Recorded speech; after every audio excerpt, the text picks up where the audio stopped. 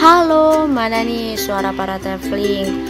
Buat kalian yang suka jalan-jalan dan khususnya suka jalan-jalan di Yogyakarta, nih aku saranin banget buat kalian jalan-jalan di tempat yang sepi, tapi nggak horor, tapi indah, tapi menyejukkan, syahdu, bikin galau, bikin sendu, semuanya aku saranin buat ke Malioboro pada pukul 12 malam.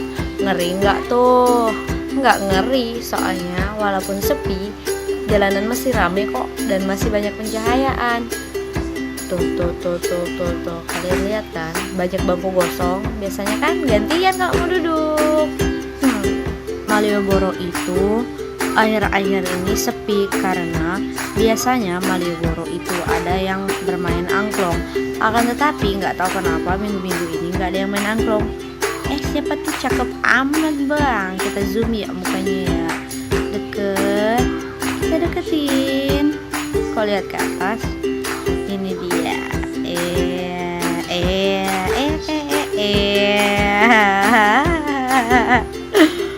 Aduh, manisnya si abang.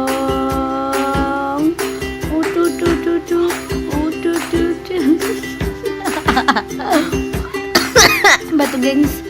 Maaf ya, kayak gini kan oke, kalian bisa jalan-jalan, lihat orang pacaran, ketawa-ketawa, joget-joget nggak jelas, orang yang nggak jelas banget, sumpah nggak jelas.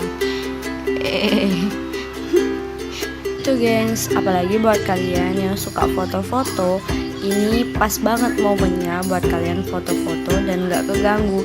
Soalnya kalau waktu biasanya Malioboro itu rame banget.